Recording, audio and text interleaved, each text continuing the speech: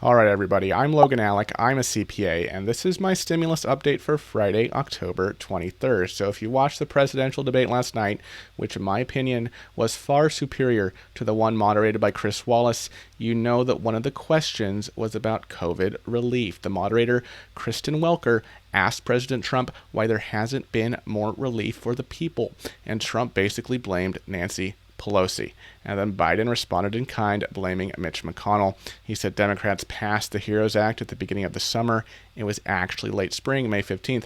Then Trump repeated his line that he's been saying for months now, that the HEROES Act is basically just a big bailout for poorly run Democratic states and cities, as well as something that would give money to illegal immigrants. Biden tried to counter that line by saying he doesn't even see the states in terms of red or blue. So basically, this is the same thing we've been hearing for months now. Both candidates basically repeating the party lines on this issue, and particularly the Democrats' HEROES Act. Yesterday, on a call with Democratic House leadership, Speaker of the House Nancy Pelosi told her leadership team that several Democratic members of the House have told her that they don't want a vote before the election on stimulus unless it's guaranteed that the Senate will do the same. I would love to know who these Democratic members of Congress are, because that doesn't make a whole lot of sense to me.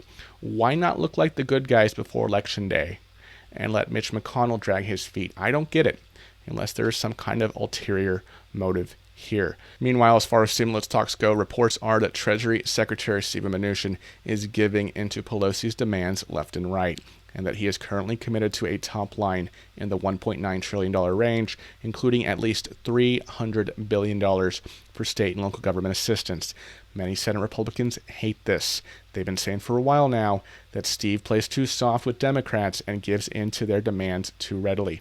Washington Post is reporting that Mnuchin also agreed to reduce the payments to farmers. Remember in the HEALS Act? Remember that one, right? The HEALS Act from July, August, we were talking about it a lot. In the HEALS Act, Republicans proposed $20 billion for farmers and agriculture. The Post is reporting that according to two people involved in the stimulus talks, or at least with knowledge of them, that Mnuchin has agreed to reduce payments to farmers and allocate some of that money to food boxes, right? Like food boxes for food banks. And of course, Republicans don't like that because farmers tend to, overall, generally vote Republican, while those at food banks generally tend to vote Democratic. Post is also reporting that Mnuchin has, and I quote, left open the possibility of allowing even more money to flow to states and localities via community development block grants sought by Democrats. These specific kinds of grants are not new. They would not be a new thing. This is just more money for these existing grants. They're basically very flexible grants from the federal government to state and local governments for broad purposes to essentially do what they please with. There's not a whole lot of oversight from the federal government in terms of the specifics of how money from these community development block grants are used. Cynically, many Republicans view them as a blank check. In my town, the community development block grants from the CARES Act, the money was basically funneled into local nonprofits to prevent, prepare for, and respond to coronavirus. This money primarily went to low-income families, at least where I live. And again, politics speaking again, many low-income families tend to vote left. So here Republicans are like, hey, what the heck, Steve? Why are you caving into these Democratic demands?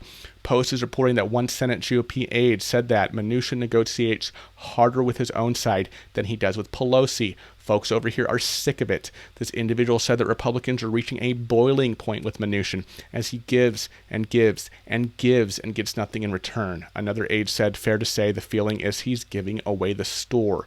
No one is surprised, but yes, frustrated. The idea that our conference is going to go along with whatever bad deal he cuts with Pelosi is completely unrealistic. Kind of scary, right? GOP Senate aide calling the stimulus deal a bad deal, right? But remember, we don't need every Republican senator to go along with it. If all 45 Dems in the Senate and the two independents, Angus King and Bernie Sanders, if all 47 non-Republicans go for it, you'd only need 13 Republicans out of the 53. In terms of the big areas of disagreement between Pelosi and Mnuchin, it's still, as it has been for a long time, the allocation for state and local governments, as well as liability protections for businesses. There are many smaller hills that Mnuchin and Pelosi have yet to hammer out, schools, healthcare, etc. But these two things, state and local, and liability protections, are the mountains that have to be scaled in order for a deal to be struck. They're basically done negotiating stimulus checks, right? And they have been for a while now. They generally agree on that. It's these two items that we need to keep an eye on. Pelosi said yesterday that she would not accept less of a bill to get it done sooner, but she wants the best bill possible. Of course, the unfortunate truth here is that as this bill looks better and better for Pelosi, it of course looks worse and worse for Senate Republicans. Those are facts, despite the president being incredibly confident that Senate Republicans will come along in the end.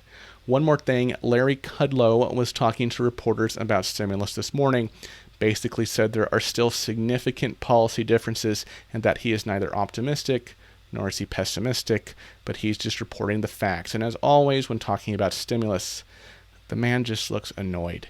I mean, he's convinced himself that we're in a strong V-shaped recovery, and obviously when you view the economy through that lens, you're not going to be a big fan of stimulus. If the economy is already in a strong recovery, why would you think there's a need for more stimulus, right? So if you watch that interview, you see that Larry was just kind of being annoyed, or was kind of annoyed with questions about stimulus and stimulus negotiations as usual.